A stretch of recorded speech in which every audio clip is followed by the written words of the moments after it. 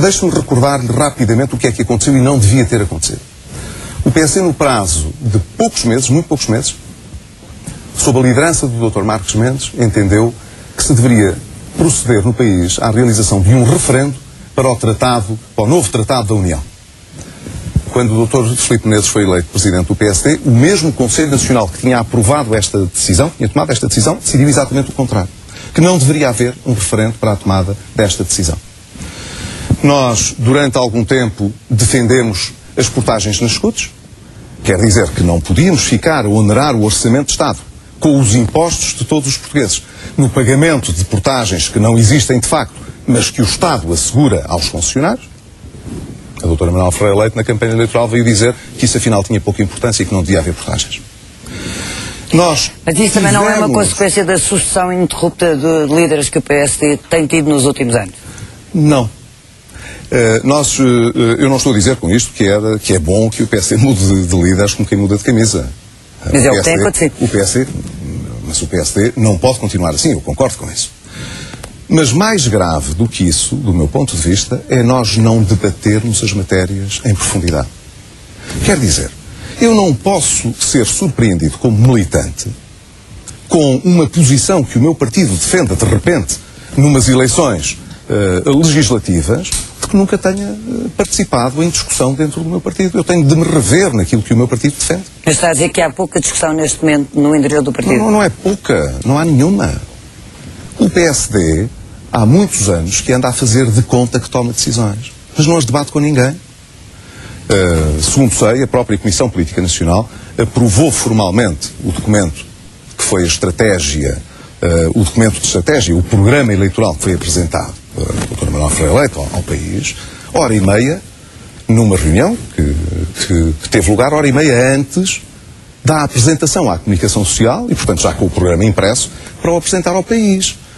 O Conselho Nacional, que tinha reunido 3 semanas antes, aprovou como linhas gerais da elaboração do programa, rigorosamente uma folha A4, que tinha um conjunto de intenções vagas, de que era muito difícil discordar. Esta não é maneira de fazer as coisas. Nós não podemos, sobre o TGV, quando estamos no governo, ter uma posição e quando passamos para a oposição ter outra.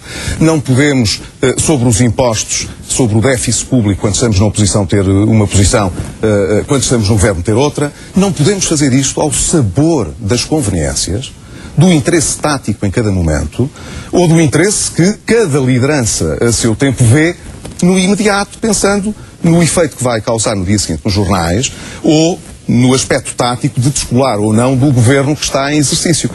Isso as pessoas não esperam ver de um partido responsável. Mas também não pode, um partido responsável também não pode estar, como agora se diz, balcanizado, dividido entre facções, grupos que se opõem mutuamente. O senhor, por exemplo, tem sido acusado neste último ano de ter feito mais oposição à direção do PSD do que ao governo do engenheiro Sócrates. Eu, enfim, não sei quem é que faz essa acusação.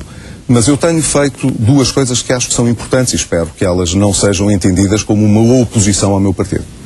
Eu tenho feito alguma discussão sobre temas que são relevantes para a sociedade portuguesa. E fiz isso sabendo que dentro do PSD esse debate não acontecia, que os próprios Conselhos Nacionais têm mais ritual do que substância na própria discussão que é feita, sabendo que mesmo para efeitos de elaboração do programa do governo, foram ouvidas algumas pessoas, mas não foram ouvidas muitas outras. Aquilo que eu fiz foi, durante praticamente um ano, até algum tempo antes das eleições para o Parlamento Europeu, participar numa plataforma que designei como construir ideias com a sociedade civil. E, portanto, abrimos as portas ao debate sobre a situação económica que estamos a viver, sobre o futuro da independência energética do país, sobre as questões resultantes da integração europeia, sobre os novos fenómenos de pobreza e o assistencialismo em Portugal, etc. etc. E este debate foi muito importante, sabe? Porque muitas pessoas perceberam que havia também na órbita do PSD, não era dentro do PSD, mas na órbita do PSD, alguém que estava preocupado, não era só eu, evidentemente, conjunto de pessoas que estavam preocupadas em ouvir a sociedade civil e ouvir o país e em debater o futuro do país. Repare que o PSD, há uns anos atrás, há bastantes anos atrás, tinha uma série de causas e de bandeiras. no tempo do Carlos Pimenta e da Teresa Patrício Gouveia, o ambiente era uma questão importante e relevante para o PSD e era uma bandeira do PSD.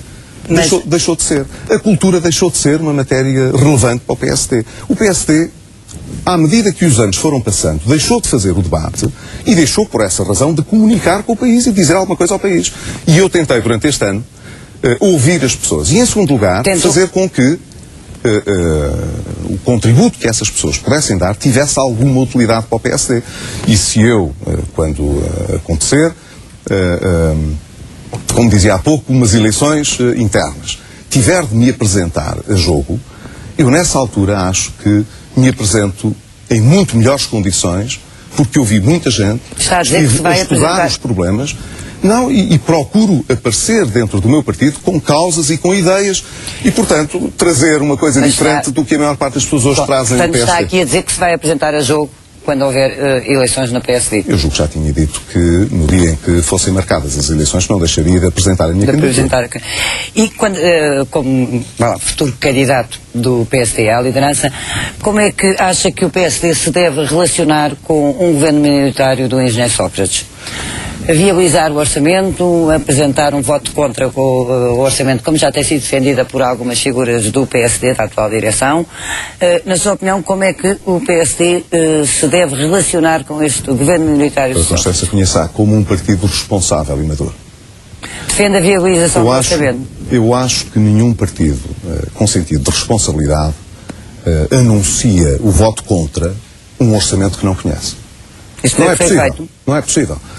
Não sei se foi feito. Houve algumas notícias na comunicação social que veiculavam a vontade de algumas pessoas. A doutora Ferreira Leite chegou a dizer que o PS não podia contar com o PSD para viabilizar as políticas do governo. Eu, como lhe digo, acho que um partido responsável não pode, antes de conhecer as matérias, dizer ao país que vai estar contra porque vai estar contra. Porque é da oposição. Isso não é uma atitude responsável e não creio que ninguém levasse a sério o PSD nessa circunstância.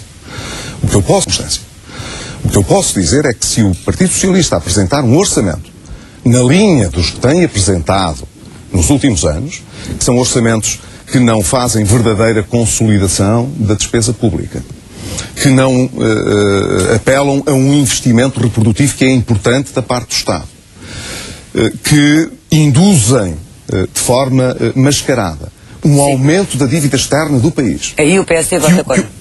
Eu acho que o PSD, consistentemente, não deve viabilizar um orçamento que tenha estas características. Agora, eu não posso dizer que vou votar contra o orçamento sem conhecer o orçamento. E o mesmo, repare, o mesmo relativamente ao Governo. Mas o PSD acabou de sair de umas eleições. E o Partido Socialista perdeu a maioria absoluta, e, portanto, apesar de ter ganho as eleições, perdeu a maioria absoluta, mas ganhou as eleições. E as pessoas, com certeza que esperam que o Partido Socialista governe.